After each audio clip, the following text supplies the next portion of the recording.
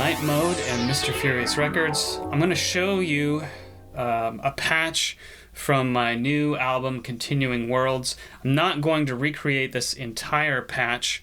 This is from the song Sins of Allegiance, and I just wanted to show you something really cool about the AX-60 specifically. So here is the sound.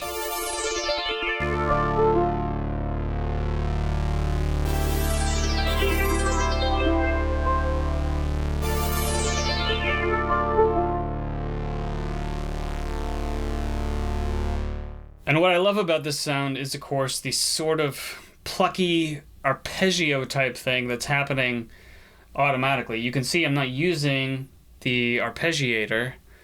And what's happening here is a combination of two things. Number one, using a decent amount of resonance in the filter. And number two, modulating the filter cutoff with the oscillators. So if I bring those two things down, resonance down, and oscillator modulation of the filter cutoff down, we get this sound.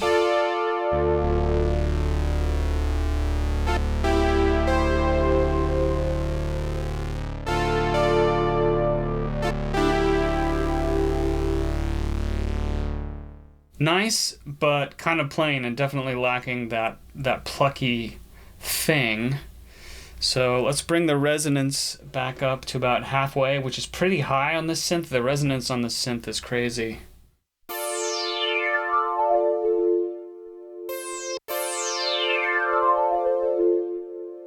So there you can start to hear, I mean, obviously you hear the resonance and you can hear the steppiness in it a little bit. I don't know why that is, but my guess is it has to do with the MIDI implementation and or how the patches are saved in memory here. So the resonance may only have 127 steps that it can save to, so it might be stepping, the memory might be stepping through there.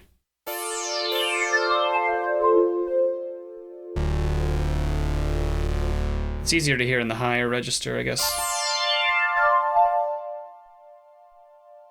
All right, and then let's add, actually let's take the resonance back out, only do the oscillator modulation of the filter cutoff.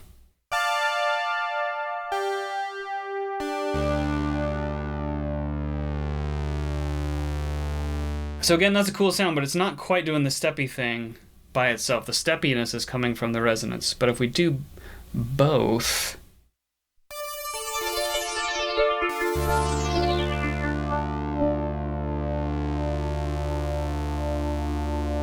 that is where the magic is. And I'm guessing that the oscillator modulation of the filter cutoff is what's bringing forward those steps, and it's kind of making those plucks.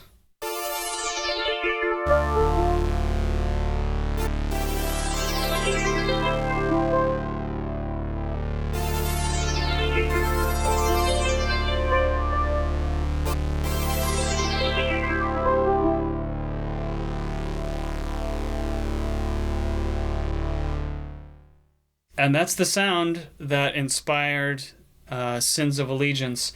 I didn't go and recreate exactly what I played. These songs were for the most part improvised or semi-improvised. I would find a sound, I would play around until I kind of had a theme or a concept of what I wanted to do.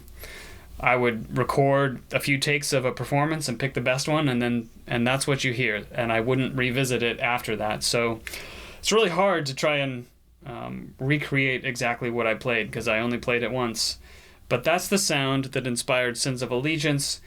You can pick up Continuing Worlds on Bandcamp or stream it on your favorite streaming platform. And I hope you enjoyed this video series. If you haven't watched the older ones, check those out. Those go more in depth on a couple specific patches that I used on different songs on the album. Please subscribe, and we'll see you next time.